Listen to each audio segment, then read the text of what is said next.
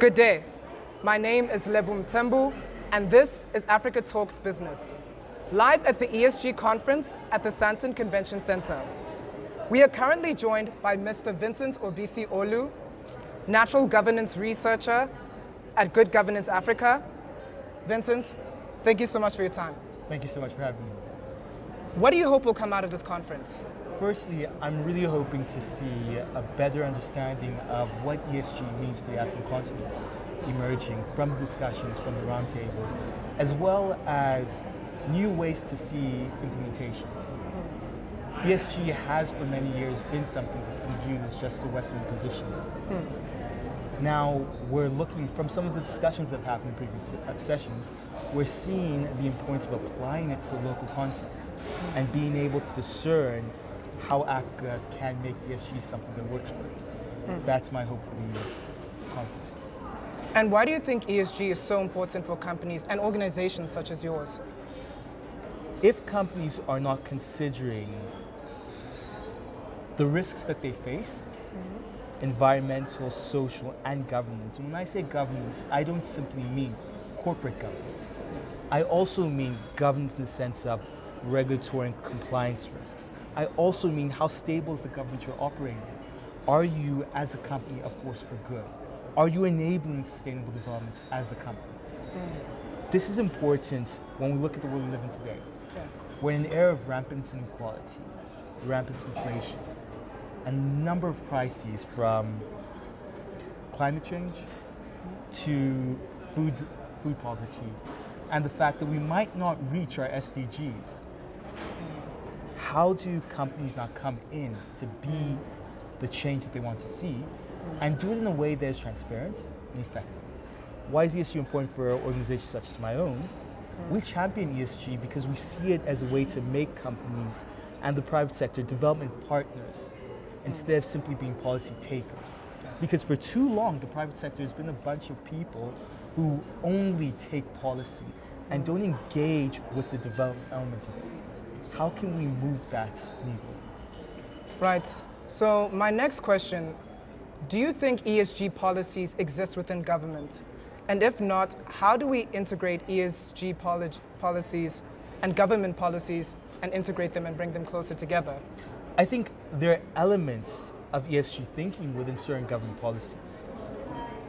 But in its totality, there is no such thing as an ESG government policy currently. What we can do, I'll take the mining industry for example. Yes. We have our social labor, SLP, social labor plans. In those, we see the S in ESG, the development of infrastructure and supporting schools and how you're going to use that social enterprise money.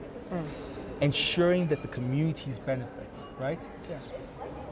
This is not ESG from government mandate. This is ESG spirit within government legislation.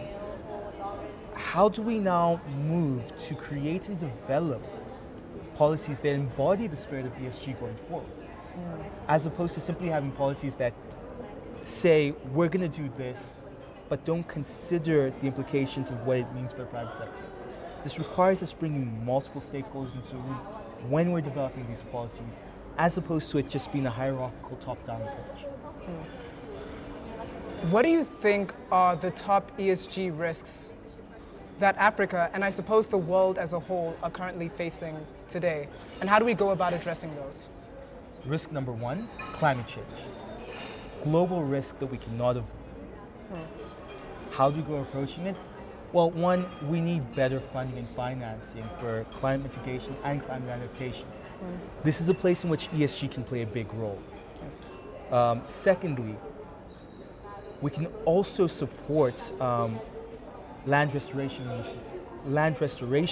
and as a form of carbon sinks on the continent, because whether we like it or not, we need to acknowledge the fact that we still have the bulk of the world's rainforest and carbon sinks, right? How do we make sure we can use this to benefit our people and reduce our debt burdens and enable us to transition effectively? Second, the energy transition is a global risk, global ESG risk. It means that we're going to see job losses. This is a major social issue. If we do not effectively do it, we're going to see the rampant climate change getting worse. But at the same time, if we do it, we will need to extract significant amounts of critical minerals, right? How do we ensure environmental policies are in place that make this done in a feasible and effective way? Third, we're going to see governance challenges from companies who might want to cut corners to companies who might attempt to make deals, one-sided deals with government where they're getting all the benefit and the people in the government is not. On the other hand, we'll see a ramping up of resource nationalism. This is a major ESG risk that we are seeing and we're going to be faced with. How do we effectively deal with it?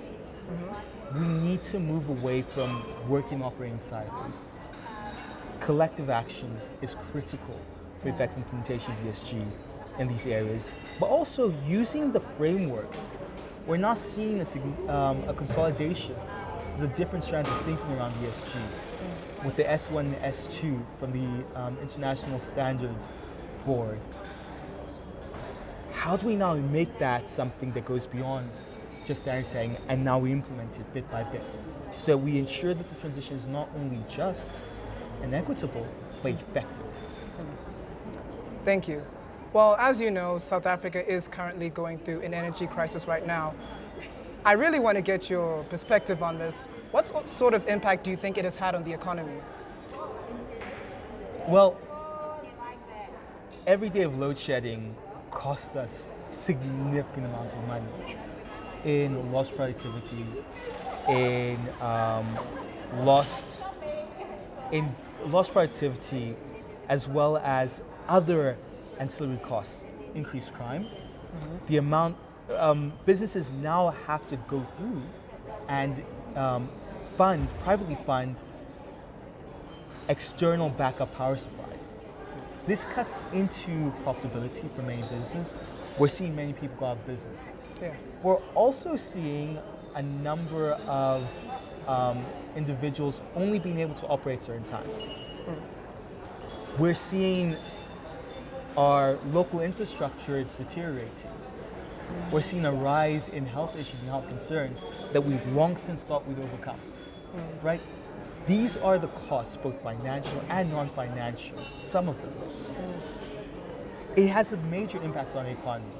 Unless we're able to develop a way to get to the other side, creating an integrated energy mix that is fit for purpose for our circumstances, and also forward and future looking, bring together the different policies and plans that we have in place, renewable energy.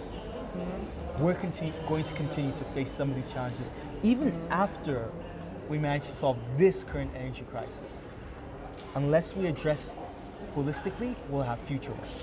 Right. Well, Vincent, thank you so much for your time. Thank you so much for having me. Thank you.